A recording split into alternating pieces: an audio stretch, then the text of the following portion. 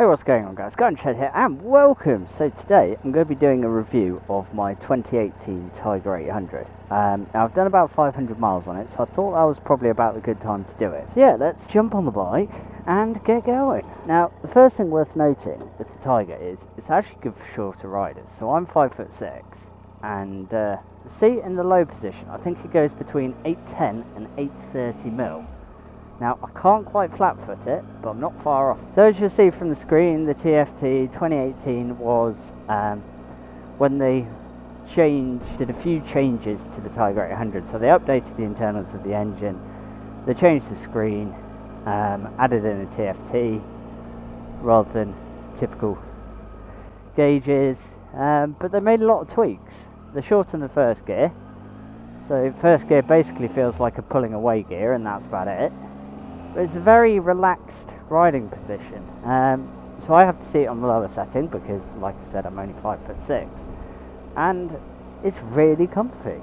You know, my arms are nice and stretched out. The nice wide bars mean that minimal input is required, which is really nice. Unlike my Himalayan that has quite narrow bars, and you feel like you have to rest a little bit, the Tiger, you don't. And unlike the new 900, it is quite a top-heavy bike, so it does dive into corners. The mirrors are really good. I can barely see my shoulders in them, but I'm quite slim, so it might be different for other riders.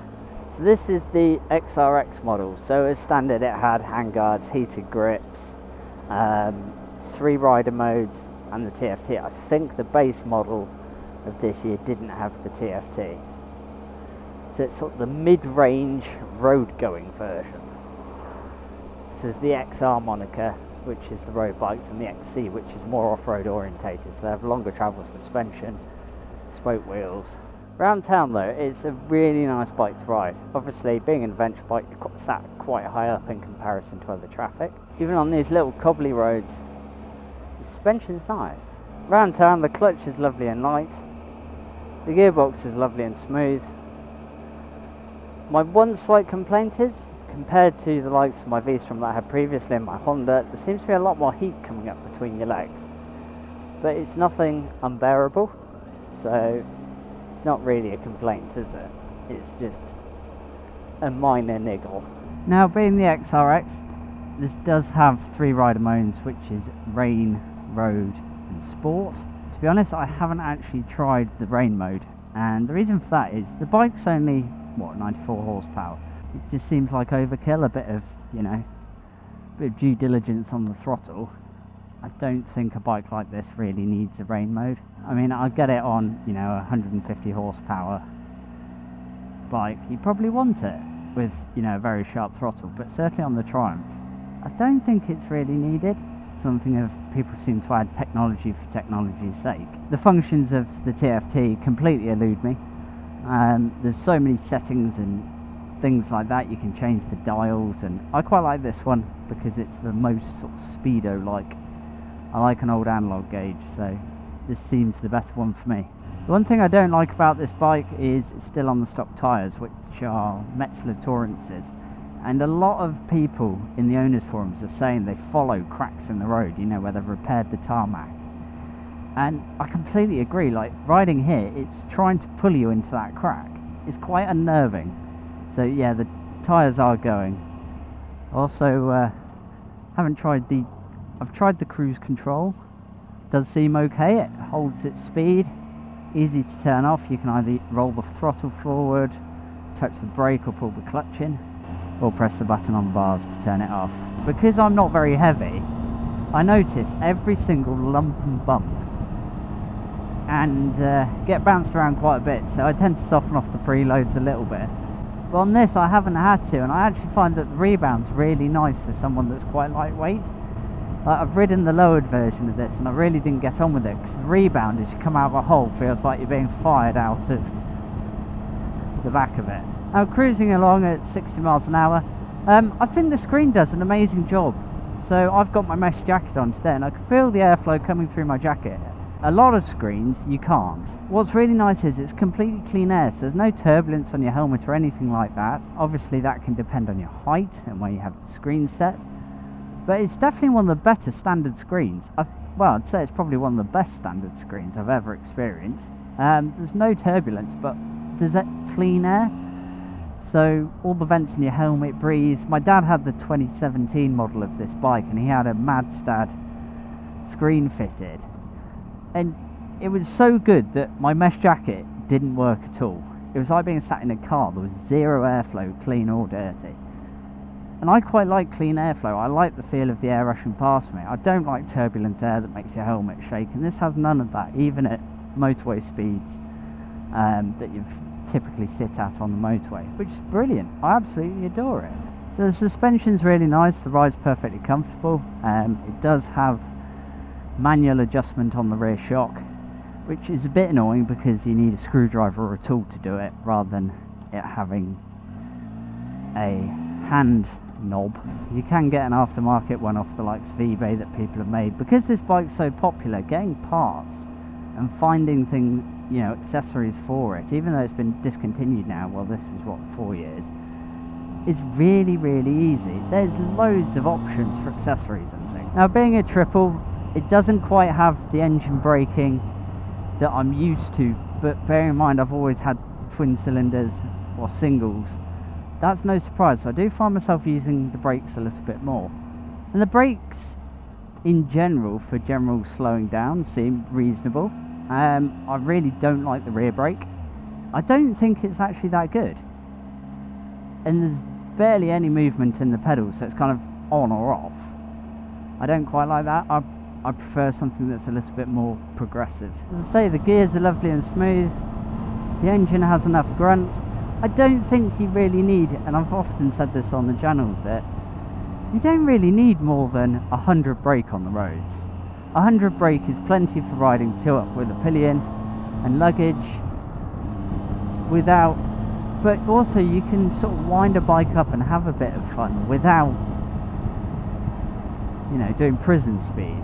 I think the furthest I've done on this bike is about 150 miles, and it was really comfy. I didn't have any aches or pains, which is good. I mean, this has got the comfort seats that I had them when I fit it, but I didn't get any aches or pains or anything like that. And compared to doing it on a smaller bike, it just felt effortless, really, really effortless. You know, after 100 mile, 150 mile day on the Himalayan, you really know about it. Whereas this, no, it's fine. Felt like I was good for another couple hundred. Because I'm small with small hands, I like the fact that the levers are adjustable as standard, both clutch and brake. Some bikes have neither, some bikes tend to have only brake, but I like the fact that these are adjustable as standard. I haven't ridden it at night, so I can't really comment on the headlight, although it is a bit weird. Most bikes tend to have their headlights on, you know, tend to be on full beam all the time. This doesn't. This has running lights, and then you have to switch the low beam on, which I didn't really realise until the first time I rode it. So that was a bit strange. This is definitely a bike that you could do some miles on with minimal complacency at all. It'll be interesting to see what it's like with a pillion. Hopefully I'll be going to Scotland later in the year, and with Hannah on the back, so it'll be interesting to see what it's like. Thinking of touring, fuel prices obviously at the moment, fuel is extortionate. It's actually fairly kind on fuel. I was actually surprised. So it's doing 60 to the gallon average, and when it's filled up, it's about 220 to 230 miles to a tank, which I think is really, really good. I mean, it's a blooming big looking chunky tank, isn't it? I can feel as I'm dodging potholes and the imperfections in the road, the tyres trying to grip it. They will definitely be going. Just dropped off Father's Day present and moving around on Dad's gravel driveway, no problem at all. The screen's so effective, I mean, I don't know if you can feel it or hear it, but even at 50 miles an hour with the visor up, I'm not getting overburdened with wind at all. Obviously I'll shut the visor now because, well, it's 50 miles an hour with the visor open, it's no good for you guys, but it is such a good screen, really, really good. I don't think much to the quality of the grips on the handlebars. They all seem to be fraying a little bit, or sort of the rubber coming off or wearing away. And I must say, I am a bit disappointed in that, because My V-Strom with 12,000 miles on the clock, the grips look barely touched. You would have thought with a bike that would have cost about twice the price new, that that little attention of quality would be there. Overall, mechanically wise, I think these are pretty good, aren't they? I don't think the self-cancelling indicators on this bike work particularly well, so you can turn them off in the settings, which I have done.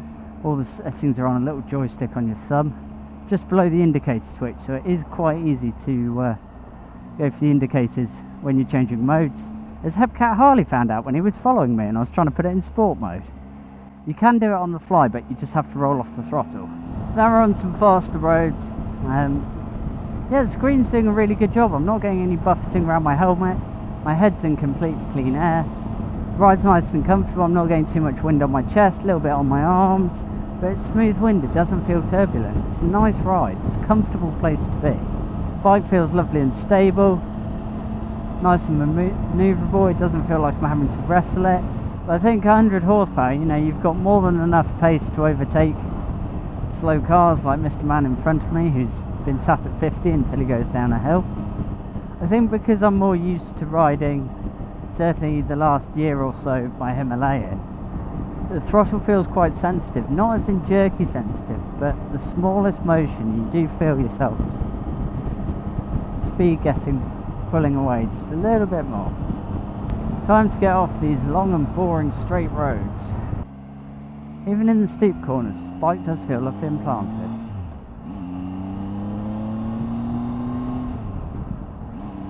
Can't go too nuts along here because there is quite a lot of horses. There we go, bike trying to pull its way into the tarmac road patch. Oh, it would be me.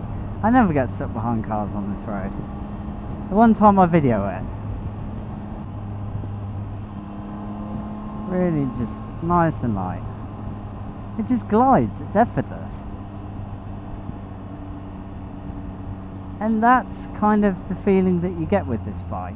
Everything's a little bit effortless, which is good and bad depending on how you see it. Good in the sense of it's not, you know, it's quite a relaxing ride.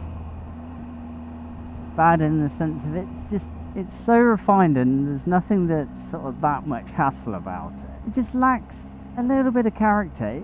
It's almost too refined, and I think that's just personal preference to me. You know, lots of people would absolutely adore this bike, but it doesn't give me the tingle. My V-Strom gave me the tingles, and I had loads of character. Yeah, it was a bit vibey, and the ride wasn't the best, and really smooth, really refined. It just doesn't give me that tingle. I'm quite a heathen when it comes to motorcycles, and I prefer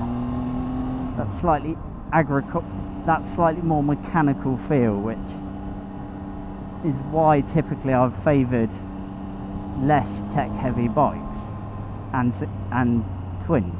There's nothing wrong with the bike, it's just personal preference, I think. I mean, maybe I'll feel differently, you know, once done some decent miles on it and been on some adventures and stuff like this, but at the moment there's no sort of bond with the bike.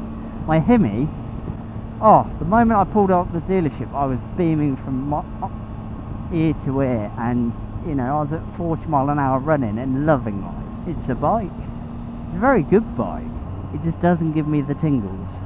Yeah, just these twisty roads, it absolutely eats up the corners. And it's just effortless. You feel as if you're gliding. It's really, really nice. But, you know, you can see how people have ridden these around the world, and you know, can do massive miles in a day on these because they are genuinely a really comfortable place to be. And just that refinement in the bike makes it a non-tiring experience to ride. The exhaust on this sounds better than my dad's old 2017 did, and that had the aero can on it. But if you're after a middleweight tourer that you can take a pillion on, you can load up with luggage, then I really don't think you can go too far wrong with one of these. I think 95% of people that ride one will absolutely love it. There we have it, guys, my review of my 2018 Tiger XRX. If you have any questions down below, then do let me know. But yes, so far I am really enjoying this bike. I'm not in love with it, but I'm enjoying it. So that's always a good sign. It's not like a bike that I bought, and I'm like, no. Because let's face it, it's a bit risky buying a bike when you've never ridden it before. Thank you ever so much for watching, and take care.